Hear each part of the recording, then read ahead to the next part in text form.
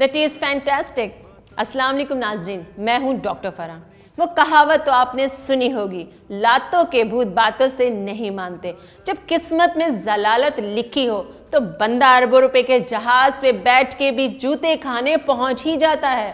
फिल्मों और ड्रामों में पाकिस्तान पर हमला करने वाले जब हकीकत में हमलावर हुए तो उनकी रुसवाई और जलालत पूरी दुनिया ने देखी। 26 फरवरी की रात को पाकिस्तान पर हमलावर होने वाले भारतीय जहाज़ों ने जब LOC क्रॉस की तो शाहीनों के दंदाने शिकन जवाब ने इन्हें वापस भागने पर मजबूर कर दिया। और भगोड़ों की स्पीड का अंदाज़ा इस बात से लगाया जा सकता है कि जहाज़ के ओवरलोड गिराकर भागे ताकि भागने में आसानी हो। दुश्मन की फौज ने अपनी नाकामी छुपाने के लिए ऐसे झूठ बोले कि दुनिया को हंसने के लिए नए लतीफे दे दिए। खुद भारतीयों ने अपनी झूठी सर्जिकल स्ट्राइक्स का मजाक उड़ाया। भारत की इस नाकाम और झूठी सर्जिकल स्ट्राइक्स पर हमारे वजीर आजम और अफवाज पाकिस्तान के साबिक तर्जुमान DGISPR major general Asif Ghafoor ने कुछ तारीख साज अल्फाज कहे जो तारीख में अमर हो गए। अगर आप ये समझते हैं कि आप पाकिस्तान के ऊपर कुछ किसी किस्म का हमला करेंगे, पाकिस्तान रिटेलिएट करने का सोचेगा नहीं, पाकिस्तान रिटेलिएट करेगा। You will never be able to surprise us. We have not been surprised. We were ready, we responded, we denied. I said that we will surprise you. Wait for that surprise. बुज़दिल दुश्मन रात की तारीकी में की गई झूठी strikes का तो कोई सबूत ना दे सका, लेकिन हमने दिन के उजाले में ऐसे सबूत दिए कि दुनिया ने उसे तस्लीम किया। आज भी जब चाय का नाम आता है तो बेसाख्ता जुबान से भारतीय पायलट अभिनंदन का नाम निकलता है, जिसने पाकिस्तानी चाय की चुस्की लेते हुए कहा था, the T is fantastic.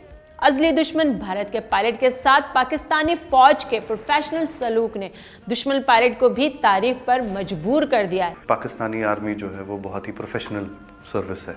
I see peace in it. I have spent time with the Pakistani army. I am very impressed. I hope you like the tea. The tea is fantastic. Thank you.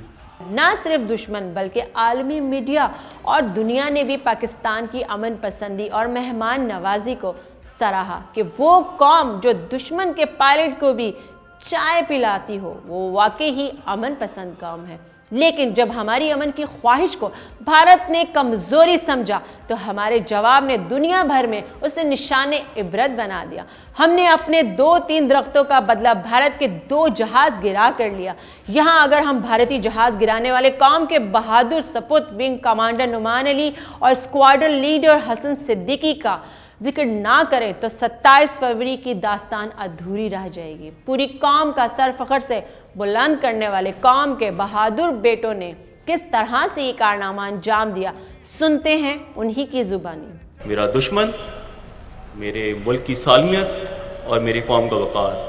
और जब भी कोई दुश्मन मेरे मुल्क की सालमियत या कौम के वक़ार की तरफ देखेगा तो उसका वही हाल होगा जो उस दिन उन 2 जहाज़ों के साथ हुआ। किसी ने मेरे मुल्क की तरफ देखने की कोशिश की तो जो डैमेज हम आपको देंगे, you won't be able to measure the extent of it. तो जैसे ही उनकी एक फॉर्मेशन ने LOC को हमारी तरफ क्रॉस किया तो आप यकीन करें कि उस जहाज़ के LOC क्रॉस करने में और मेरा मिसाइल जहाज़ से निकलने में एक लम्हे की भी देर नहीं थी। सनसेट की जंग हो या कारगिल का मुहाज या हो 27 फरवरी का सरप्राइज, हमने हमेशा हर मैदान में दुश्मन को धूल चटाई है, क्योंकि जिस कौम के पास नुमान अली और हसन सिद्दीकी जैसे बेटे हों, कामयाबी हमेशा उसी कौम का मुकद्दर बनती है। हमारा सकून, हमारा अमन, सब कुछ हमारे जवानों की कुर्बानियों की मरहून मन्नत है।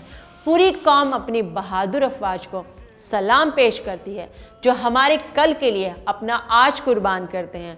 आखिर में हमारी अमन की ख्वाहिश को कमज़ोरी समझने वाले भारत को यही पैगाम है। हमने पकड़ा, ये हमारा चैलेंज था। जज्बा खैर से गाली के तौर पे छोड़ा, ये हमारा मज़हब है। और दोबारा आए तो हम फिर पकड़ेंगे, ये हमारी वार्निंग है। ये था सरप्राइज डे पर हमारा सरप्राइज प्रोग्राम। उम्मीद करती हूँ कि आपको पसंद आया होगा। अपनी कीमती आराज़ से हमें ज़रूर आगाह कीजिएगा। होगी फिर मुलाकात एक नए टॉपिक के साथ। तब तक के लिए अपनी मेज़बान डॉक्टर फराह को दीजिए इजाज़त। अल्लाह हाफिज़।